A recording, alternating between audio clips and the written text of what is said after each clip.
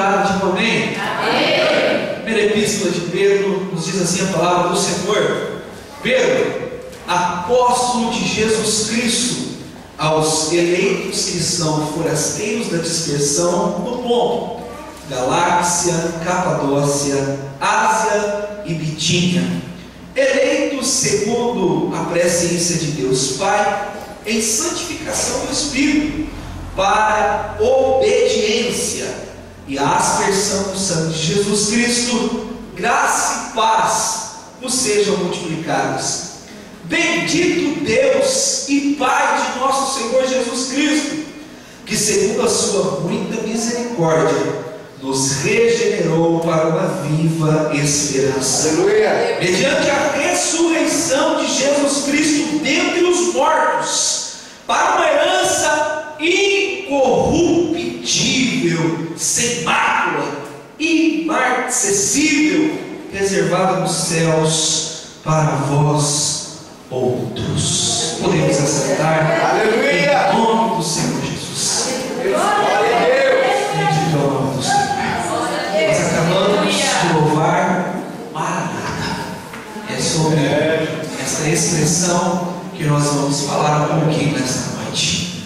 No ano, mais ou menos de 2005, eu deveria ter ali em torno de 16, 17 anos, tive uma experiência que marcou a minha vida. Um dia, um pouquinho chuvoso, cheguei para trabalhar pela manhã, e na porta da empresa onde eu trabalhava estava um homem a mendigar. Quando eu vi aquele homem, entrei, aquilo começou a arder no meu coração, e o meu patrão tinha o costume de nos deixar na mesa pão, leite, mas aquele dia o Espírito Santo de Deus não permitiu que eu tomasse o leite e comesse aquele pão. Ele me incomodou a ir lá fora levar para aquele homem. Aquele homem estava sentado na beira da sarjeta, e eu lhe dei o pão, o leite. Ele olhou para mim e disse muito obrigado. E quando ele comia o pão, bebia aquele leite, eu comecei a conversar com ele. Perguntei-lhe o nome, ele me respondeu. E quando ele estava comendo aquele pão, eu fui direto ao assunto e disse a ele assim: você já ouviu falar de Jesus Cristo de Nazaré? Ele olhou para mim e disse assim: jovem, eu já ouvi, e por muitas vezes. Sei que você está vivendo nessa situação e você não consegue entender por que eu estou nessa situação. Certamente eu fiz por merecer para estar aqui, mas não pense você, se porque eu estou nessa situação, Jesus Cristo me abandonou, Deus se esqueceu de mim. Não é porque eu estou na beira de uma sarjeta que o Senhor Jesus deixou de agir dentro do meu coração. Ele olhou para mim e disse assim: eu não sei quantos anos ainda eu tenho para viver, mas eu posso te afirmar uma coisa: todos os dias eu falo com Ele, pedindo perdão de todos os erros que eu cometi, e eu tenho certeza que se hoje eu fechar os meus olhos, eu vou acordar na glória com Ele. Esse foi um momento que marcou a minha vida. Eu disse: esse homem não tem porquê servir a Jesus, e muito menos o porquê crer na salvação, mas ele continua crendo na salvação. Mais ou menos em setembro do ano passado, o reverendo Ricardo Gondim publicou dentro do site, na revista que ele sempre foi acostumado a escrever, que a vinda de Cristo é uma utopia. Ele se baseou em um livro de um alemão, Jürgen Moltmann, que diz sobre a teologia da esperança. Reverendo Gondim afirmou que Jesus Cristo de Nazaré não voltará para buscar a sua igreja, que este termo Maranata e por aí vai, que fala que Cristo voltará para nos buscar, é utópico, ou seja, é algo para atrair os cristãos a se converter ao Evangelho de Cristo, mas Cristo não voltará para buscar a sua igreja de forma alguma. Este é mais um engodo de Satanás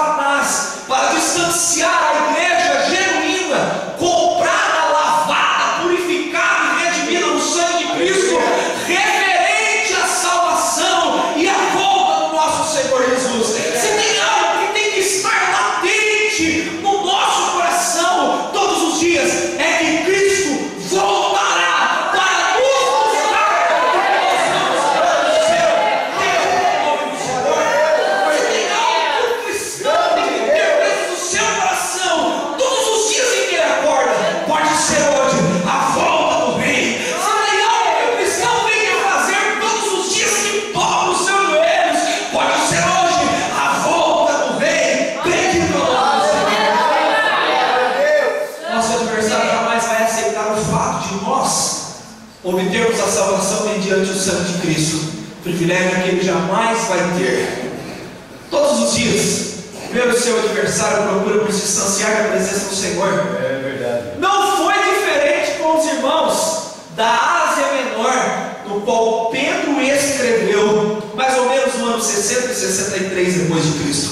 Você que gosta um pouquinho de história, esse é o momento em que o imperador Nero, um cantor lírico, um homem cruel, frio e calculista, que foi conhecido, segundo a história, como um dos grandes artistas do Império Romano. Para você ter ideia, como os nossos irmãos de fé no primeiro século estavam sofrendo, ele tinha o prazer de colocar nas pilastras, nos postes do seu palácio, todos os dias, cristãos a serem queimados para servir a ele como lamparina. Lá colocava Nero, servos do Senhor, para queimar, enquanto ele cantava na colina do seu palácio, para toda Roma ouvir o seu canto lírico. Para você ter ideia como os irmãos estavam vivendo, como Pedro mesmo diz, uma ardente prova, como esse momento estava difícil para a igreja do Senhor Jesus. No ano de 64, ele colocou fogo em Roma, e o culpado por esse feito foram os cristãos. Foi ele mesmo quem disse que foram os cristãos que destruíram a Roma antiga. Para você ter ideia, em 68 o templo foi destruído e os cristãos foram massacrados. O prazer de Nero era levar os servos do Senhor para os coliseus, soltar os tigres e os leões, para que os servos do Senhor fossem despedaçados. Pedro, preocupado com tudo isso, entendendo que toda a igreja estava sofrendo com essa circunstância, ele escreve esta epístola para arder no coração dos irmãos que Jesus Cristo, nosso Senhor, está acima de todas as coisas. Essa epístola é para incendiar a alma dos cristãos a perseguir firmes, batalhando constantes com o nosso Senhor Jesus, o nosso Senhor. Ele utiliza a expressão nessa parte lá, peregrinos e forasteiros, palavra grega paróicos e papadiemo. O que isso significa? Algumas vertentes sobre essa palavra eu quero falar nesta noite. O que Pedro estava querendo dizer? Os irmãos peregrinos e os irmãos forasteiros que estavam vivendo na Ásia Menor. Isto posto, eu quero pregar sobre o tema características de um forasteiro. Em primeiro lugar, pode passar o slide. Forasteiros não adotam costumes deste país. Observe comigo o versículo de número 1 e a parte A do versículo 2. Pedro, apóstolo de Jesus Cristo aos eleitos que são forasteiros da dispersão, no ponto Galáxia, Capadócia, Ásia e Bitínia, eleitos segundo a presciência de Deus em santificação. Oh, bendito é o nome do Senhor, para a obediência. Pedro está afirmando que nós somos chamados, e quando somos chamados, eleitos, como ele utiliza o termo, nós somos santificados pelo sangue de Cristo, mas não para viver conforme o nosso bel prazer, não para viver conforme a nossa própria vontade. Nós somos santificados a um propósito, a viver em obediência. Parte A do versículo de número 2. Essa palavra obediência no original grego é upakos. Essa palavra está inserida dentro dessa epístola no mínimo 7 vezes. E o que Pedro está querendo dizer quando ele fala aos irmãos, nós estamos debaixo de uma situação muito difícil, nós estamos sendo perseguidos, mas nós temos que, mesmo diante dessa situação, viver em obediência ao Senhor nosso Deus. Bendito é o nome do Senhor. Se você observar o capítulo 1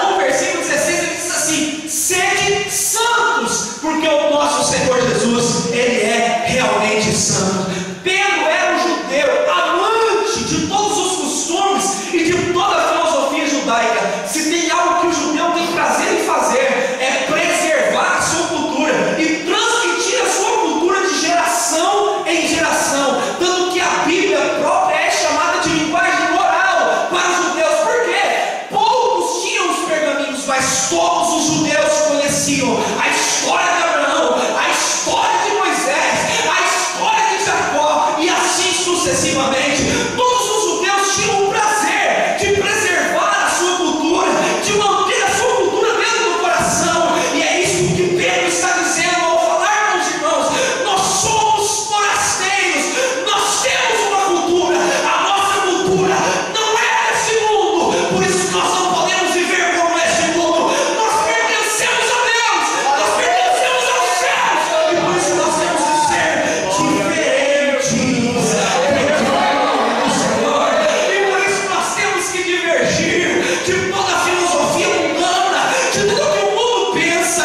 Se você observar, Paulo já havia dito algo sobre isso quando ele escreveu aos Romanos, capítulo 12, versículo 2. Ele disse assim: não ameis este mundo, mas transformai-vos pela renovação do vosso entendimento.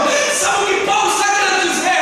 Nós não podemos aceitar os princípios deste mundo, mas nós temos que renovar a nossa mente, ou seja, a palavra metanoia. Nós temos que mudar a nossa mente, nós temos que converter os nossos princípios. Nós não podemos viver como este mundo, nós não podemos amar este mundo. Nós pertencemos ao céu. Bendito é o nome do Senhor. Oh, bendito é o nome do Senhor. O mundo vive como quer. O ser humano, seu estado natural, carnal, como você quiser chamar, ele vive segundo o seu bel prazer. Ele procura as paixões infames, conforme diz a Bíblia, deste mundo, para saciar o seu ego, para encher o seu coração, para saciar a necessidade da sua alma. Mas nós, servos do Senhor Jesus, não vivemos conforme a nossa vontade, não fazemos aquilo que pretendemos. Nós somos obedientes ao nosso Senhor Jesus. Pedro diz: sede santos, porque o nosso Senhor Jesus é santo. Amém. Primeira característica que um forasteiro tem que ter dentro do coração: nós não podemos viver como este mundo vive. Igreja do Senhor Jesus, como pregador do Evangelho, desde pequenininho, eu me preocupo muito com os caminhos em que a igreja do Senhor Jesus está trilhando. Eu me preocupo muito com o futuro da igreja. Eu penso que nós precisamos preservar a nossa real cultura. Eu penso que nós precisamos a cada dia mais procurar subsídios, filosofia de vida dentro das Escrituras Sagradas. Quanto mais passa o tempo, eu vejo igrejas que nasceram firmadas na palavra do Senhor Jesus, servos e servas do Senhor Jesus, que viviam a vontade do Senhor conforme os princípios cristãos, e conforme passa o tempo, conforme passam os dias, estão se distanciando dos verdadeiros princípios da igreja do Senhor Jesus. Como pregador do Evangelho nessa noite, eu tenho uma preocupação e uma responsabilidade em te dizer, igreja do Senhor, nós não podemos aceitar o mundanismo dentro do nosso coração. Nós não podemos aceitar os princípios desse mundo, deturpados pela mídia, deturpados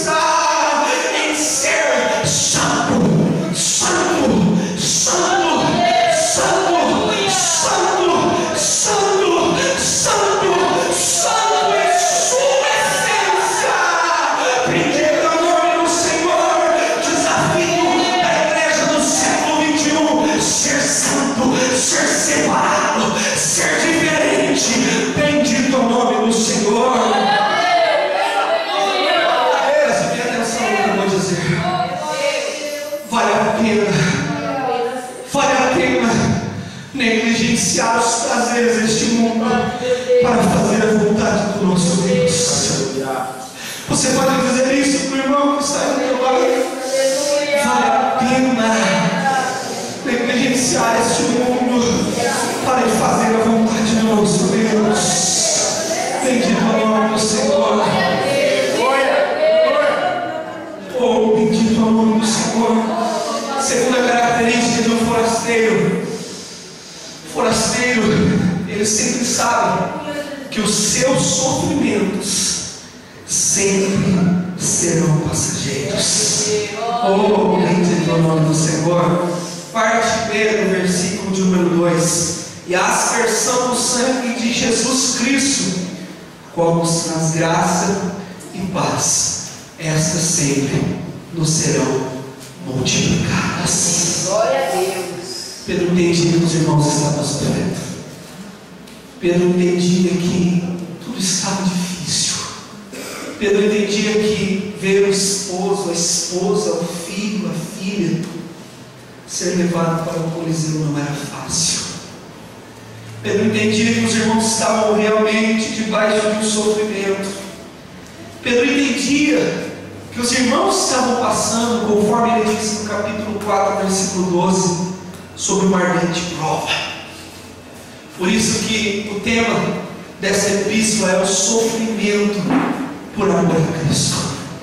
Pedro estava atribuindo todo o sentimento de tristeza, de dor, de angústia aos servos do Senhor Jesus, a pessoa bendita do nosso Senhor Jesus. Pedro olha para o sofrimento da igreja e, como incentivo e consolo, ele fala sobre o sofrimento do nosso Senhor Jesus. Ninguém melhor do que Pedro para falar do sofrimento do nosso Senhor Jesus. Conforme diz os evangelhos, ele foi testemunha ocular de toda a dor, de todo o sofrimento do nosso Senhor Jesus. Se você observar no capítulo 1, dos versículos 6 ao versículo 12, ele descorre, ele narra o sofrimento do nosso Senhor Jesus Cristo na cruz do Calvário. Capítulo 2, versículo de número 24, ele fala sobre o sofrimento do madeiro. Capítulo 3, versículo 14, ele diz que nós fomos chamados para padecer com ele por amor. Porque no capítulo 3, versículo 18, ele disse: muito mais sofreu e padeceu o nosso Senhor Jesus. Pedro observa o sofrimento da igreja, e ele estava dizendo, vou trazer com as minhas palavras, o mesmo que nós estamos vivendo debaixo do sofrimento. Mas nós não podemos nos esquecer que quem sofreu de verdade foi o nosso Senhor Jesus. Se nós olharmos para as nossas mãos não estão furadas. Se nós olharmos para os nossos pés, os nossos pés não estão furados. Como judeu, Pedro sabia o quanto era humilhante morrer naquela cruz. Se você observar, Pedro diz aos Gálatas, capítulo 3, versículo 13, que a cruz era o símbolo de maldição. Cristo era propriamente o Filho de Deus, sendo Deus em pessoa. Mas conforme disse Paulo no capítulo 2 de Filipenses, ele, sendo Deus, não teve por usurpação ser igual a Deus. Antes ele se humilhou, se colocou na forma de homem para morrer naquela cruz do Calvário. Glória a Deus. Sentir dores a qual nós não podemos calcular. Se você observar o sofrimento de Cristo no Getsemane, ele mesmo sendo Deus, ele previu o seu sofrimento. Ele previu aquela cruz pesada tomando os seus ombros. Ele previu os flagelos daquele maldoso azorrague que lhe cortaram as costas, lhe causando feridas, lhe arrancando pedaços de carne. Ele previu aquela coroa sendo colocada na sua cabeça. Ele não tinha culpa, ele não merecia aquela coroa de espinho, mas ele recebeu na sua cabeça uma coroa Ele trouxe ao rosto uma máscara de sangue que quase furou o seu crânio. Ele não tinha força, ele estava mês de quinta-feira, mais ou menos às 9 horas da noite, sofrendo, mas ele teve que carregar nas suas costas, por quase para os 200 metros, o estábulo daquela cruz pesada, até chegar no Gólgota. Pedro estava dizendo: igreja do Senhor, nós estamos vivendo debaixo do sofrimento, mas exemplo de vitória maior foi o nosso Senhor Jesus, que venceu aquela cruz. Bendito o Senhor. Senhor, nós temos que ter a convicção no nosso coração, igreja do Senhor Jesus, é que o nosso Senhor morreu na cruz do Calvário e ao terceiro dia ele ressuscitou em glória, tomou a chave na sua mão e disse: exouça. Ele disse: todo o poder é me dado nos céus e na terra. Ele transformou toda a nossa dor, toda a nossa angústia, todo o nosso sofrimento em glória e honra ao nome dele. Bendito é o nome do Senhor. Foi quando ele ressurgiu do mundo dos mortos e disse: todo o poder me dado, que ele nos fez, conforme Paulo diz, Romanos 8:28, nós somos feitos mais do que vencedor por Cristo Jesus, o nosso Senhor. Bendito é o nome do Senhor. Nós podemos sofrer, nós podemos ser combatidos, nós podemos ser afligidos nesse mundo, mas nós temos que ter uma convicção dentro do nosso coração: o nosso sofrimento é passageiro, o nosso sofrimento vai passar. Nós somos chamados para sermos mais do que vencedores em Cristo Jesus, o nosso Senhor. Ele morreu na cruz, ressurgiu ao mundo dos mortos como vencedor e estabeleceu a sua igreja para viver em vitória, em vitória, em vitória, em vitória, em vitória, em vitória. Bendito é o nome do Senhor. Em outras palavras, ele chorou naquela cruz para enxugar as nossas lágrimas. Oh, bendito é o nome do Senhor. Ninguém entende de dor, ninguém entende de sofrimento mais do que ele. Marcos Lucado diz que ele escolheu os cravos e que em toda a sua agonia ele não se arrependeu em nenhum instante, porque ele sabia que ele estava sofrendo naquele momento, mas que após ele ressurgir, ele estabeleceria sobre a face da terra um exército invicto. Bendito é o nome do Senhor.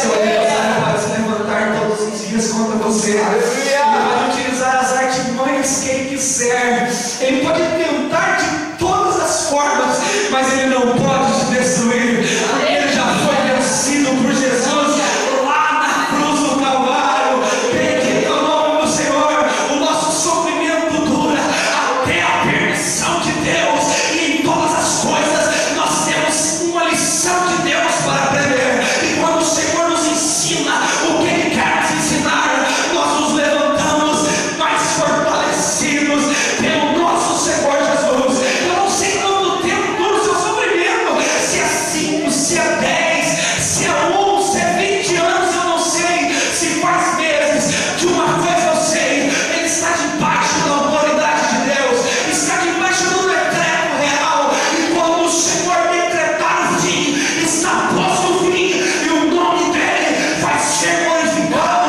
Bendito é o nome do Senhor. Eu não sei quantos anos faz, mas eu posso te garantir: Jesus Cristo está voltando para nos buscar, e aí será o fim real de todo o sofrimento. Bendito é o nome do Senhor. Nosso sofrimento, ele é passageiro. Glória a Deus por isso. Ele nunca vai perdurar além dos nossos requisitos de resistência. Graças a Deus por isso. Terceiro lugar, para nós encerrarmos, a última característica de um forasteiro. Forasteiro sabe Ele não pertence a este mundo. Ele tem a convicção que a sua verdadeira morada é o céu. Oh, bendito é o nome do Senhor. Oh, Jesus, Versículo 3, bendito Pai, nosso Senhor Jesus Cristo, que segundo a muita misericórdia nos regenerou para uma viva esperança, mediante a sua ressurreição dentre os mortos, para uma herança, partilhada no versículo 4, incorruptível, sem máculas, imarcessível, reservada nos céus para vós outros. Quer consolo maior que esse? Quer resposta de fé maior que essa? Quer entendimento bíblico maior do que Pedro está dizendo? Pedro está olhando para os irmãos e dizendo assim: irmãos, nós estamos sofrendo. Nero está se levantando contra a igreja de Cristo. Não está fácil a nossa vida. Muitos estudiosos acreditam que Pedro nesse momento já estava em Roma ou em Babilônia, como ele utiliza esse termo, preso, aguardando a sua morte. Muitos estudiosos dizem que Pedro foi crucificado de cabeça para baixo. Ele fechou os olhos deste mundo de uma maneira também cruel. O interessante é saber que ele tinha convicção no coração que ele não pertencia a este mundo, que ele era um cidadão do céu.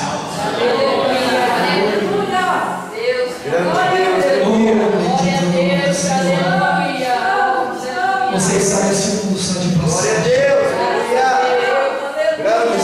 No Salmo 90, que dura somente 70 anos, o que passar daria canseira e enfado. A nossa passagem nesse mundo é muito rápida, é muito sucinta, comparada com a eternidade que nós vamos viver com o Senhor nosso Deus. Por mais que o homem tenha riquezas, tenha sobras de dinheiro nesse mundo, nada, nenhuma pitadinha sequer vai se comparar com a mansão celestial que está a igreja do Senhor Jesus preparada. Bendito é o nome do Senhor. Ele diz no capítulo 4, versículo 7, o fim está próximo. Versículo 13, Jesus Cristo revelará a sua glória. Capítulo 1, capítulo 5, versículo 1, parte C, nós somos participantes dessa glória. Capítulo 5, versículo 4, nós teremos uma coroa de glória incorruptível preparada no céu. Foi o Senhor Jesus que disse aos seus discípulos: aquietai, sabei que eu sou Deus. Capítulo 14 de João, na casa do meu Pai há muitas moradas, e se não fosse assim, eu não vos teria dito: eu vou preparar-vos morada. Bendito é o nome do Senhor.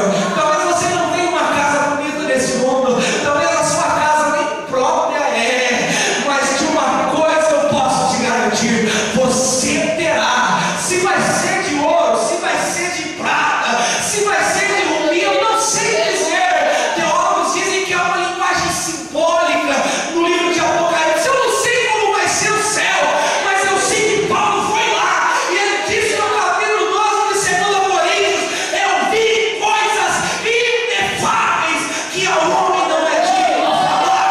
Bendito é o nome do Senhor. O céu será um lugar de alegria, o céu será um lugar de regozijo, o céu será um lugar de paz, o céu será um lugar de harmonia. Lá não haverá tristeza, lá não haverá dor, lá não vai haver ranger de gentes, lá não vai haver dívida, lá não vai haver morte, lá não vai haver ódio, lá não vai haver angústia. Nós viveremos com o Senhor Jesus em paz, glorificando o nome dele. Bendito é o nome do Senhor.